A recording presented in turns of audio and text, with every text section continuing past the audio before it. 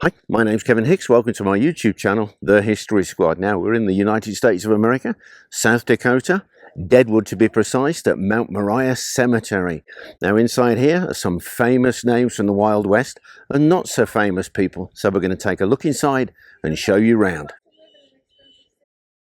So here we are, sat on the very edge of Mount Moriah Cemetery, overlooking the gulch, the place of Deadwood.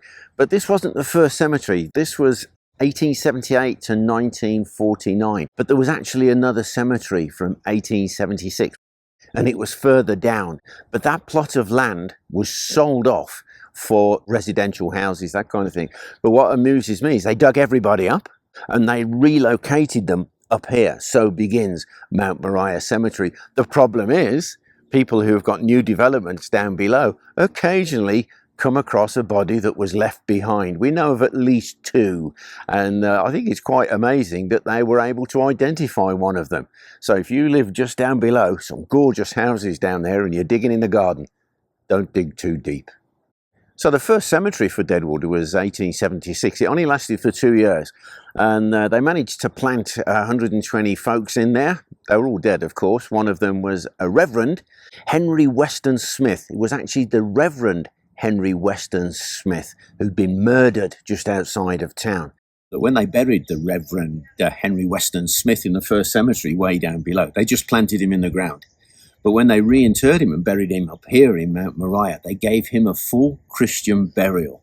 And that just goes to show that there were some people in the Wild West, if you want to call it. They actually cared about people. So Mount Moriah Cemetery, 1878 to 1949. What a story.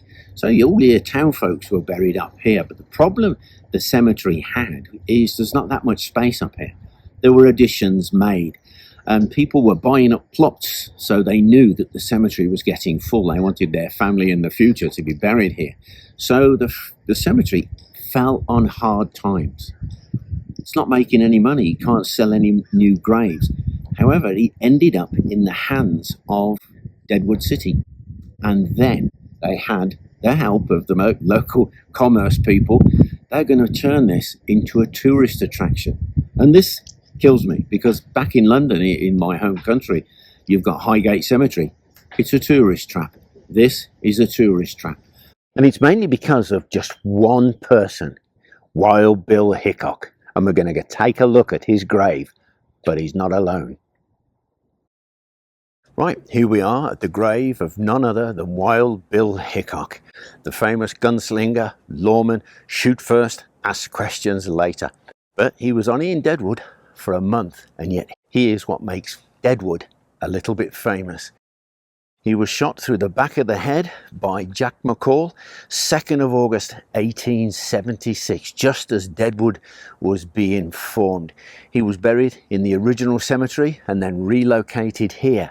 And it was this they realized when the cemetery was taken over by the town council, that this could be a draw. So they built the wall, also for his neighbor, Calamity Jane. Mrs. Burke is buried next to him. And another guy. Here is Potato Creek Johnny.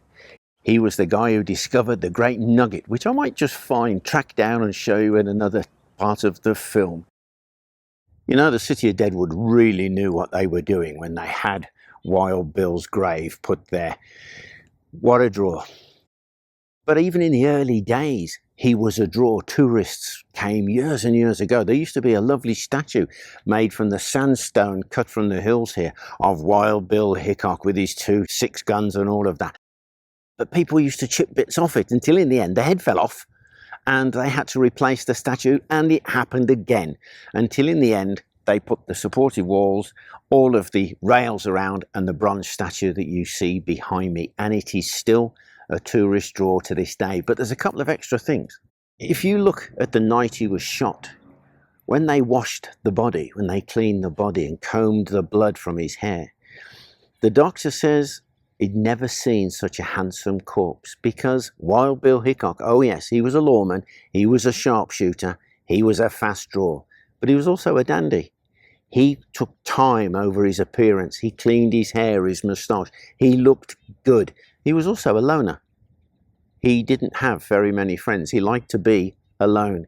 When he came here with Charlie Utter on the big wagon train, there was a band and all that kind of stuff waiting, because it was full of fallen doves, they call them. It was soiled doves who are coming to the brothels here. But he was on board, and his notorious fame had actually preceded him. But he says to Charlie Utter, he says, "I think this will be my last camp. I don't think I'll be leaving here." How prophetic was that? Within a month, he was dead.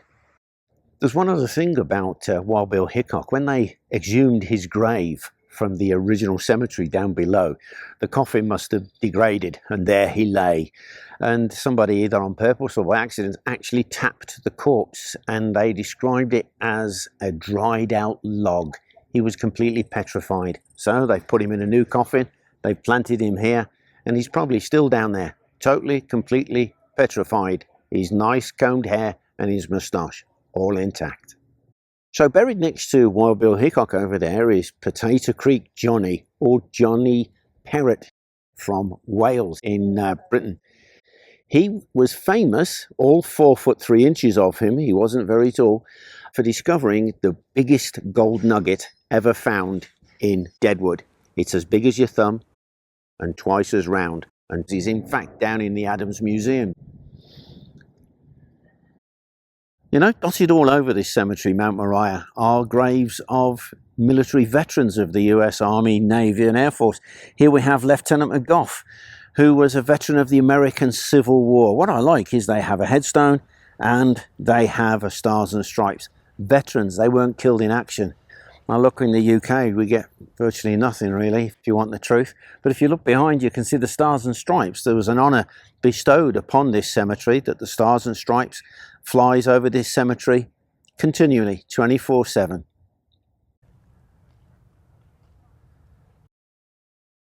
It is amazing what you come across. I've just found their headstone, and this has been erected by his friends of Preacher Smith in memory of Reverend Henry Weston Smith, the guy who was murdered on his way here and buried way down in the original cemetery.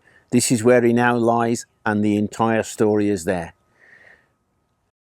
May he rest in peace.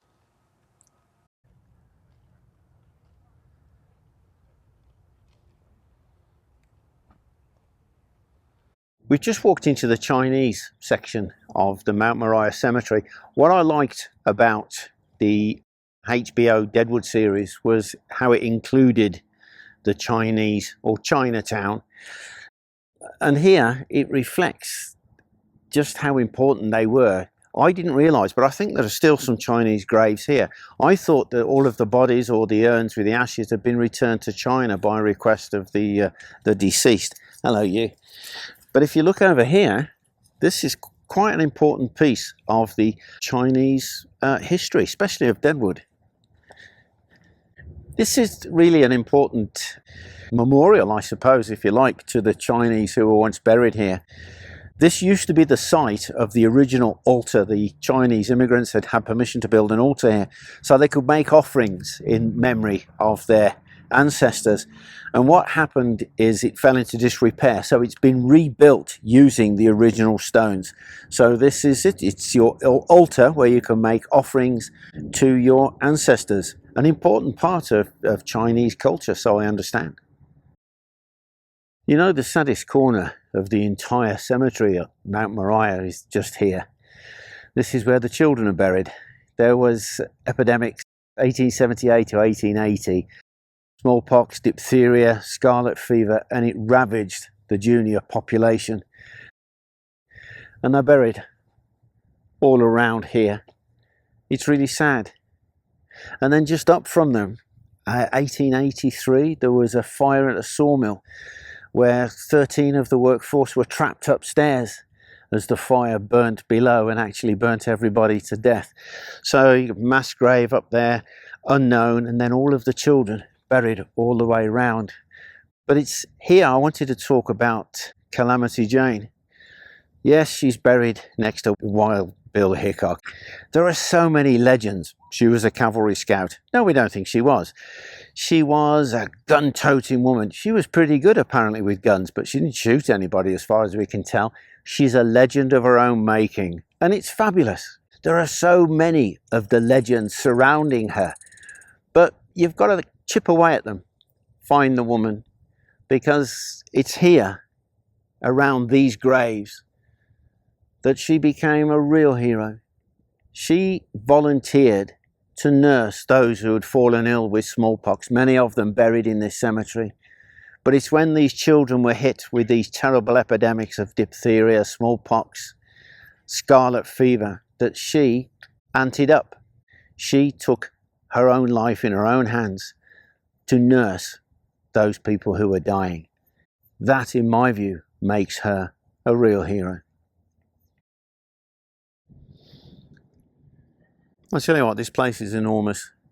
You know, just over 3,500 dead are buried here, but when you see the expanse of it, and we're just about a quarter of the way up the hill to the grave that I've come here to actually see and pay my respects, Seth Bullock, and he's right at the top of the hill. So I'll best get on my way. Rupert doesn't think this is good fun. Come on, you.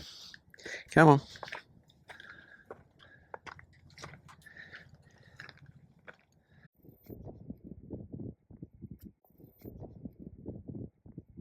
So on my way up to the top of Mount Moriah, I got to pay my respects to Harris Franklin.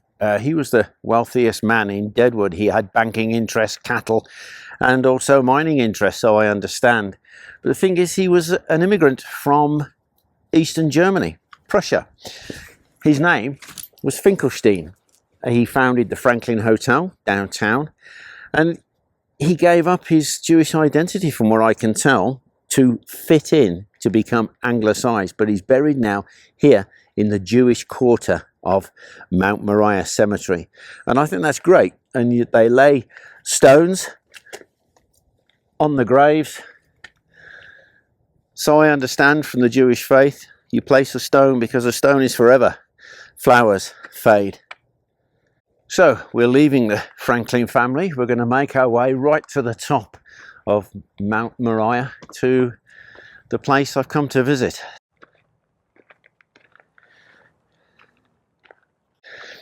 I've been told there's a fantastic view from up the top. We're only halfway up and there is a fantastic view just from here. Incredible. It's a long way up, I can tell you.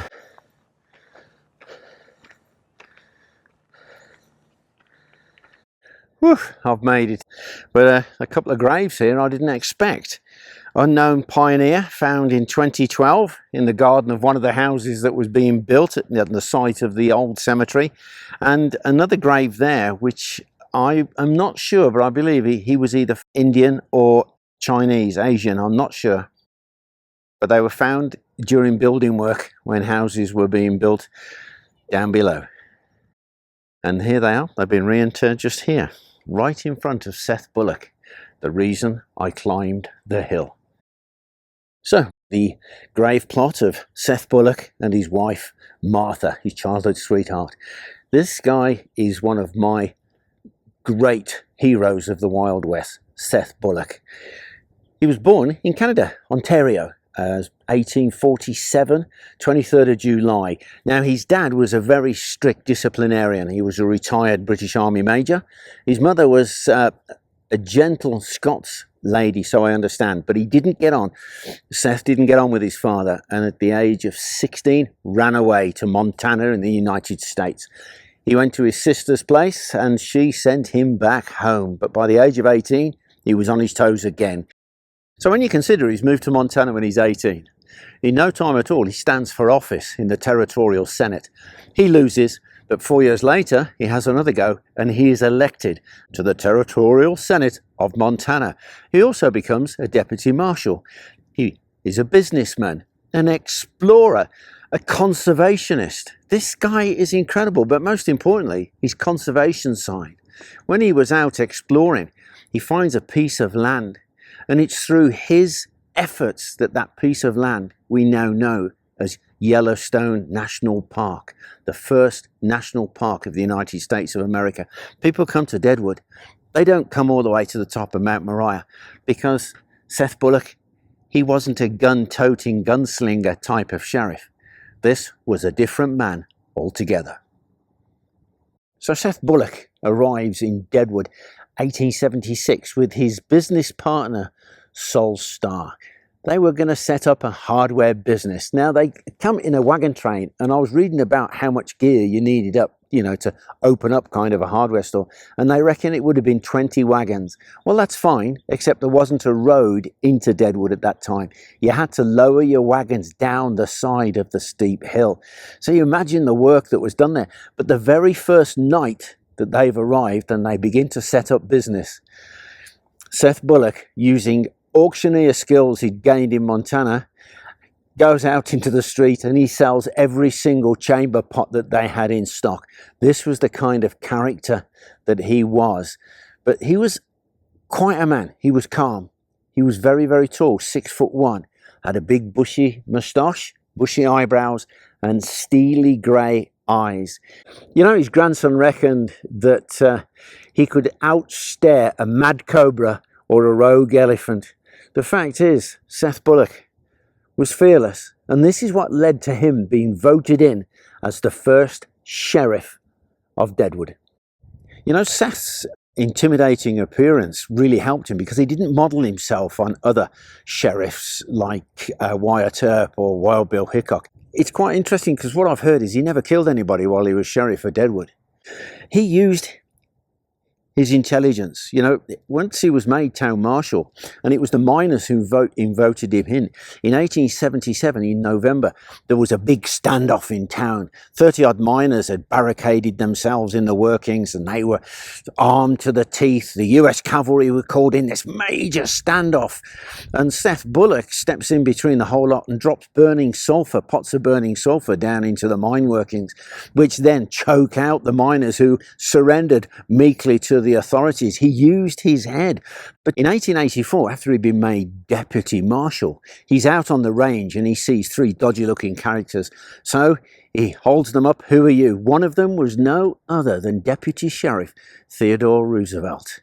They hit it off immediately and become lifelong friends. Now, Teddy Roosevelt, as you probably know, becomes the President of the United States, and one of his inaugural parades, Seth Bullock leads a band of cowboys, rowdy on their horses with their pistols drawn, as part of the presidential parade. So Seth Bullock had many an adventure and continued to prosper. He had many, many irons in the fire. What a businessman, what an entrepreneur. He even raised cattle and horses at a place called Belfourche. I think that's how you pronounce it. He even planted the first crop of alfalfa in South Dakota, and it's still an important crop that's planted to this very day. He died September 1919, just a few short months after his lifelong friend Theodore Roosevelt. What a true legend of the West. Just before we leave Mount Moriah, I thought I'd mention about the layout of the cemetery. It's a Victorian oval-shaped cemetery, but as I was walking amongst all of these Civil War veterans' graves, I noticed some of the names on the street signs, if you want to call them that. And then I remembered the heart of this cemetery is laid out like Solomon's Temple, like a Masonic lodge, but outdoors. And some of the names on the signposts are the names that we use in Masonry. I could explain them to you, but when it comes to the word, I'd have to halve it or letter it with you. Well, I hope you enjoyed our video of our trip around Mount Moriah Cemetery, Deadwood in South Dakota. If you did, like, share and subscribe. And if you'd like to support the channel further, you could always have a look at our Patreon community. The link is in the description. But before I finish, a quick shout out to some of our Patreon members. As usual, I've written it down. April Galash, Marilyn Hill, and David Lewis. Hey guys, thanks a million. Bye for now.